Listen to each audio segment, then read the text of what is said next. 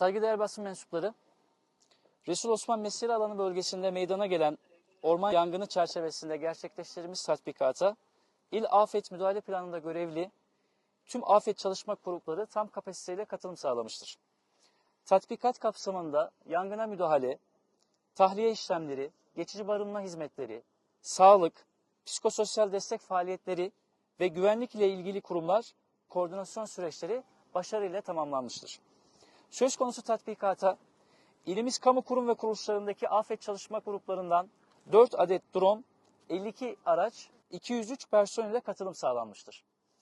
Bu tatbikat ile ilimizde oluşabilecek olası afet ve acil durumlara yönelik hazırlık seviyemiz test edilmiş olup kurumlar arası koordinasyon ve müdahale kapasitesi güçlendirilmiştir.